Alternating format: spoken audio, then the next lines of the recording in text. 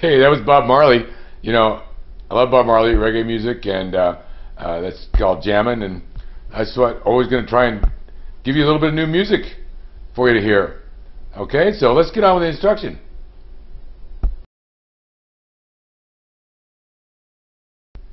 Hello. Okay, I'm going to go over the activity for the Stone Age caveman unit, which will be a cartoon strip, which incorporates 3 of the 5 themes of geography. So to do that, because I haven't gone over the themes of geography yet, I'm going to first present a PowerPoint that gives you some good examples. Then your job is to take 3 of those themes and turn them into a cartoon strip. So we'll get more into that in a little bit, but right now what I want you to do is focus on the 5 themes of geography.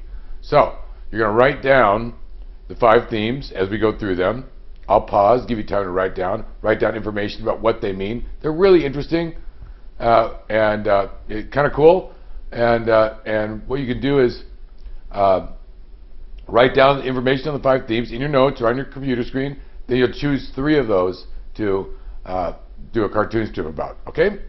All right. So I'll be back with PowerPoint in just a minute. Hi. Okay. So here are the 5 themes of geography, which are part of the, I keep wanting to say caveman, but Stone Age, Paleolithic lesson. All right, so here they are: location, place, movement, region, human interaction with the environment. Human-environment interaction. And the tools that geographers use to study the Earth, mostly about how people impact it. So what I want you to do is get out your notes, paper, or your computer screen, and write these down: location, place, movement, region, and HEI. Do that, and I'll pause for a second.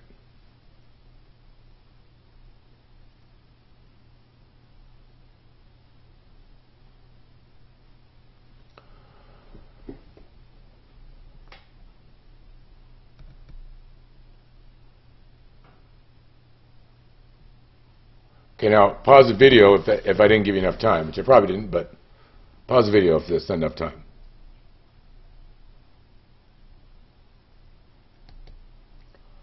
So, location, we've already studied about these 2 things, absolute and relative location.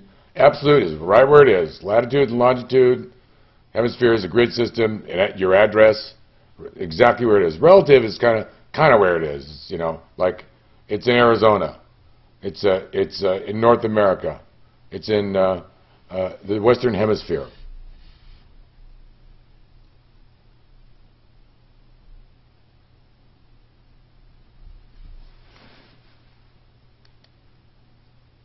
For instance, there's Rome. Argentina is located in the Southern Hemisphere. That's relative. That's absolute. That's absolute.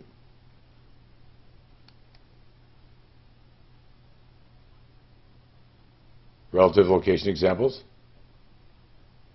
I think I was wrong on some of these other ones previous. All right, now let's take a look at Eloy. Here's the latitude and longitude for Eloy. So which one of these is relative, which one's absolute?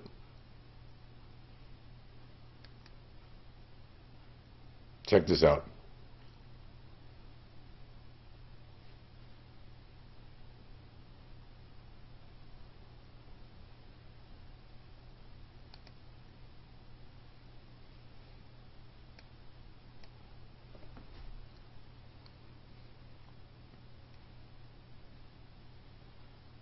We're going to fly to Eloy. Okay, there I'm typing in Eloy right up there.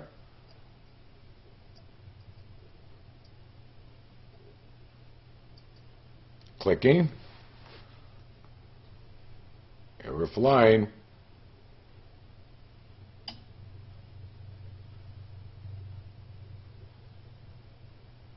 You guys are blurry. Oh, there you go. Okay. You're still pretty blurry. Now you're in focus. There's Arizona City over there.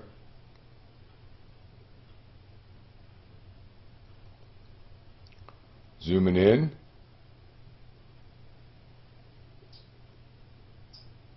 Oh, hey, there's your school. I see you. Hi, class. Oh, let's see. Oh, no, that's not your school. That was the funeral home. All right, let's see what happens here. Okay. So,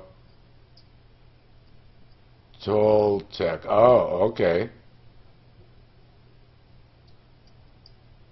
Toltec school.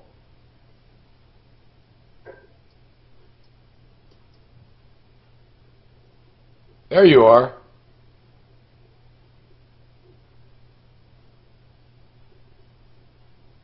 You guys are blurry.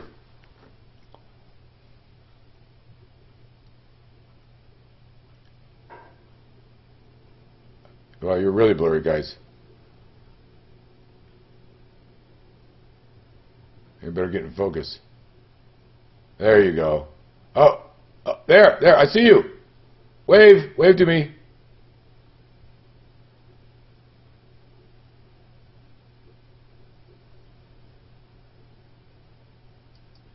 Oh, I put a place mark. Oh, I spelled it wrong. Toltec. I made this the other day. Oh.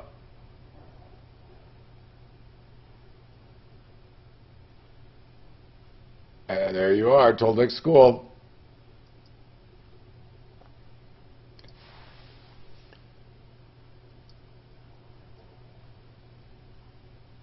I think I was trying to fix it. But oh well. There's community center. Oh, I was trying to fix Toltec, spell it right, but oh well. It's the first time I've ever misspelled a word. There's where I live, 15 Kayabaka. I'm not too far away from you guys.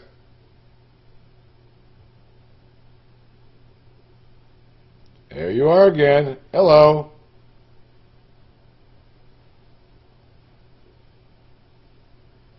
Going back out. Well, I was really having fun with this.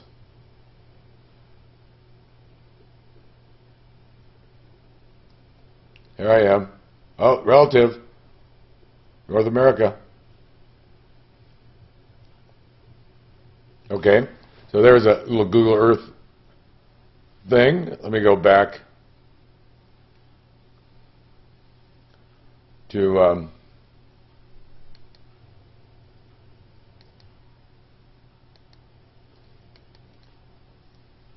let me get out of this, okay, and go back over here.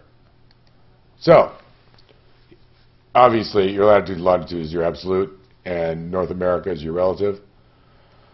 So the second theme, after location, is place. There's the Grand Canyon, which we studied, and which I hiked across. Remember that? And I hiked across the Grand Canyon in 2 days and back. 1 day across, 1 day back. Yeah, I'll brag more about that later. So here's the land features: mountains, plains, plateaus, climate, the physical characteristics, bodies of water. But there's also cultural characteristics of the place, which would make a good thing for your cartoon. Like, that's downtown Phoenix, or is that, I think that's Tempe right there.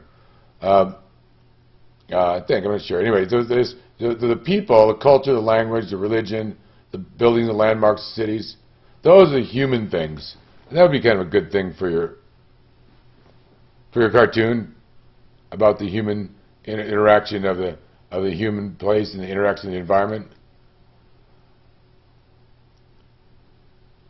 So we've got the place, the physical characteristics.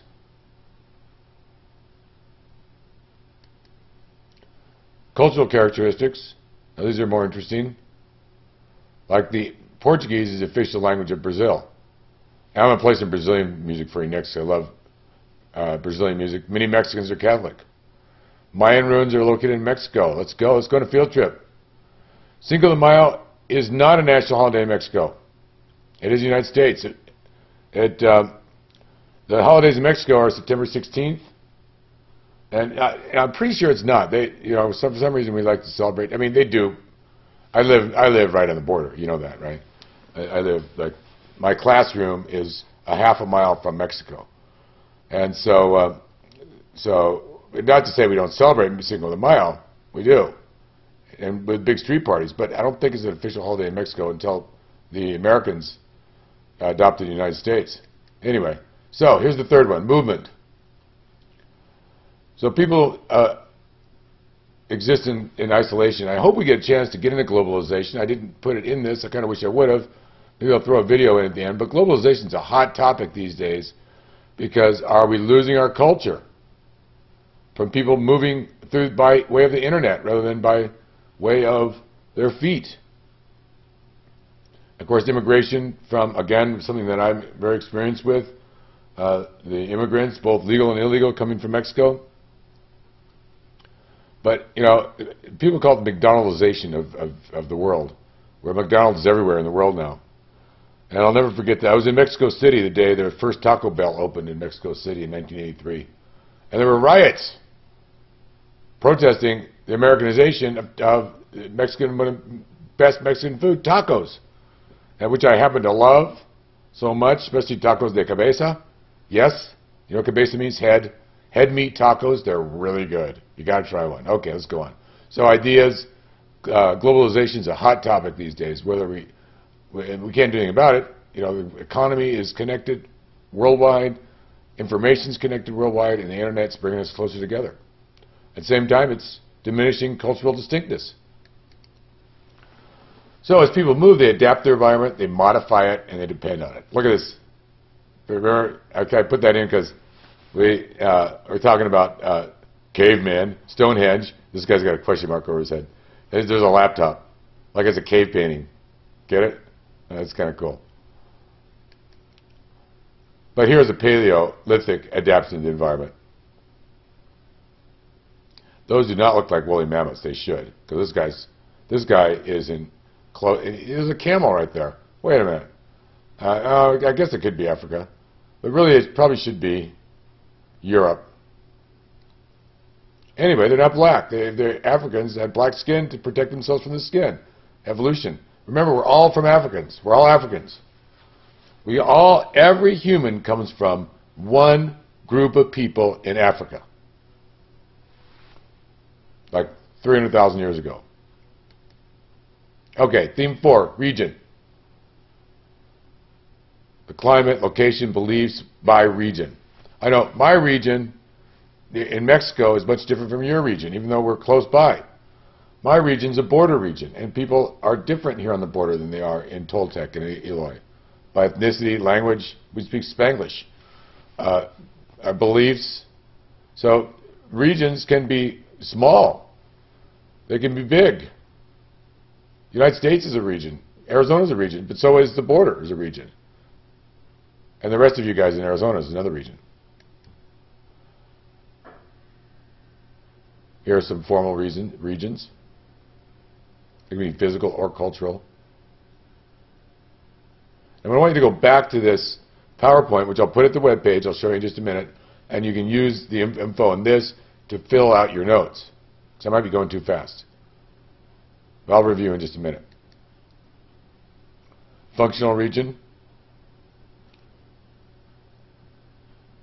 has a purpose, like the Panama Canal's got a purpose. Perceptual region, things like the Bronx, Chinatown, things with just a name, provoke a certain stereotype or feeling.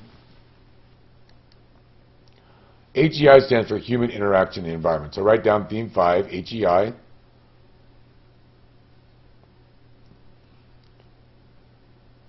How the people and the environment are interconnected.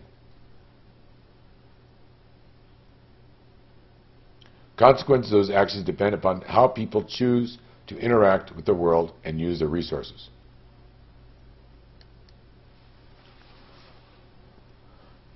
Definitely global warming, global change. It's happening, whether it's man-caused, human-caused, or if it's a natural cycle, is a question. I'm not going to take a position on that one. Water conservation, deforestation is happening in Brazil, Amazon.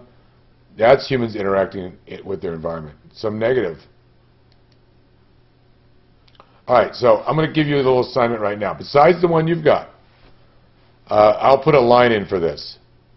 So I want you to take 30 minutes and actually, yeah, I'll put a line in for this, but this is what you can use for your cartoon. You may only use words and label the circle. Otherwise, you've got to use pictures. Your picture describes all 5 themes. Or you can write a story about the interaction of all 5. You can write a rap, you can write a poem, you can make a movie. I like to get creative. Or you can draw a picture. So you can draw a picture that gives an idea of what the theme is about. All right, let's go back over the 5 themes. Ready to review? Okay, got it? Yeah, I'll do it again for you. I'm kidding. I won't go that fast. Let's start over. Okay, here are the 5 themes. So have those written down in your notes. Go back to the video, watch it again. Go back to the website and pick up this PowerPoint. Do some research and get some information on these. Now, let's go back to the end. I want you to take 30 minutes right now and draw a picture of all 5 themes. I'm going to put a line in the grade book for this. You know what? I'm going to make it worth 50 points. Then you'll have more points for the cartoon. Then you can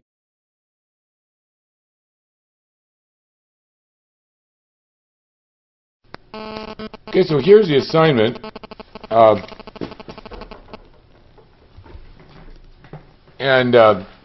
You already drew, well, maybe I won't make the other one with 50 and make it worth 25. 5 pictures. I'm sorry, I got carried away because this one's only worth 30 and this is the main assignment. So you have 3 of the 5 themes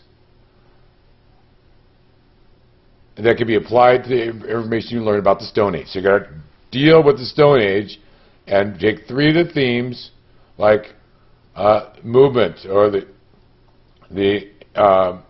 clash between Homo sapiens and Neanderthals, interaction. Anyway, so you're going to create a cartoon strip with 3 slides to represent your 3 chosen themes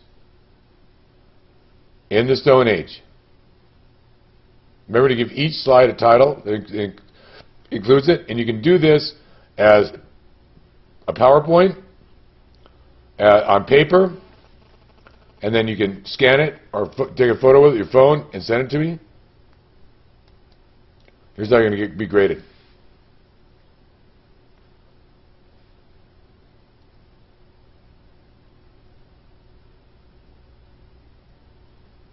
And it's coming right up. Here we go. So